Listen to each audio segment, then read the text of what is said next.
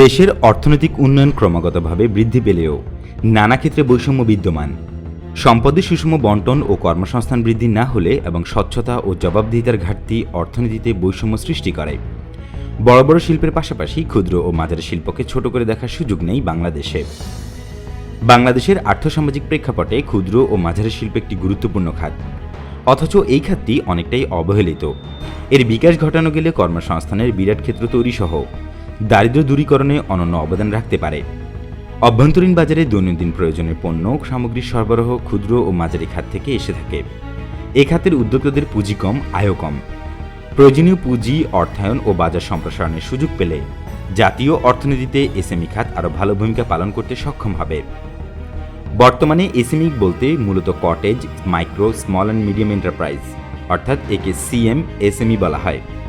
Cottage ও micro শিল্প খাতে স্বল্প পুঁজিতে ব্যাপক কর্মসংস্থানের সুযোগ রয়েছে।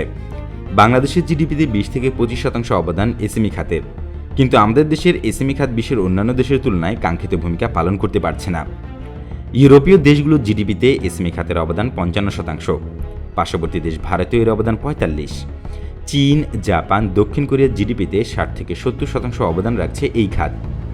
2013 সালে বাংলাদেশের শিল্পনীতি 2016 সালের সংজ্ঞা অনুযায়ী 16 থেকে 300 জন পর্যন্ত কর্মীর প্রতিষ্ঠান ক্ষুদ্র ও মাঝারি শিল্পের অন্তর্ভুক্ত।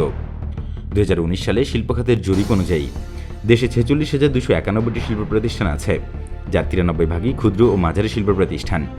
সার্বিকভাবে অর্থায়নের মূল স্রোতধারায় এসএমই খাত আসতে পারেনি।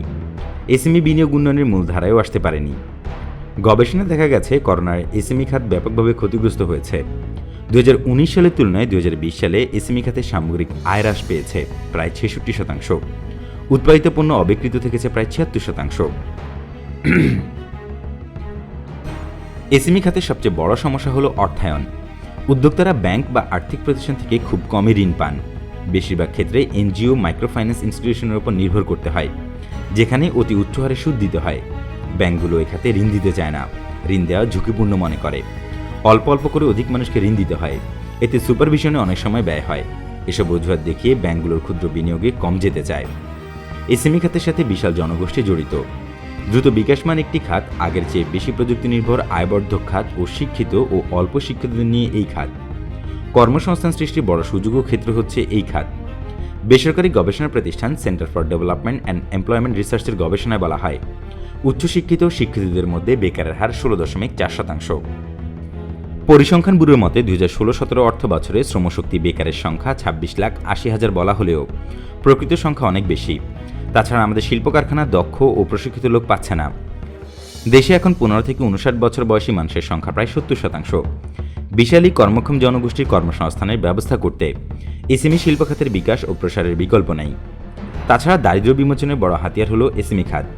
টেকসই উন্নয়নে পঞ্চবার্ষিকী পরিকল্পনায় এ খাতের যথেষ্ট গুরুত্ব দেওয়া হয়েছে। এসএমই শিল্প খাতের বিকাশ ও এ খাতের মাধ্যমে অর্থনৈতিক প্রবৃদ্ধির জন্য যথাযথ নীতিকৌশল গ্রহণ ও বাস্তবায়ন জরুরি। এসএমই পণ্যের দেশীয় বাজারে চাহিদা সৃষ্টির পাশাপাশি রপ্তানি ক্ষেত্রেও সুযোগ সৃষ্টি করা উচিত। বাংলাদেশ বড় শিল্পের সঙ্গে ক্ষুদ্র ও মাঝারি শিল্পের ব্যবসায়িক সংযোগ গড়ে ওঠেনি। বড় বড় শিল্পের সহায়ক হিসেবে ক্ষুদ্র ও কুটির শিল্পকে গড়ে তুলতে হবে। আন্তর্জাতিক বাজারের সাথে ক্ষুদ্র ও মাঝারি শিল্পের যোগসূত্র তৈরি করা উচিত। মানুষের জীবনযাত্রার মান উন্নয়ন, অর্থনৈতিক প্রবৃদ্ধি অর্জন, দারিদ্র্য দূরীকরণের হাতিয়ার হিসেবে এসএমইর গুরুত্বপূর্ণ ভূমিকাও রয়েছে।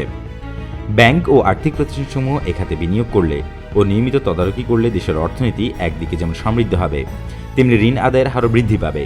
কর্মসংস্থানের বিরাট সুযোগ সৃষ্টি হবে বাংলাদেশে।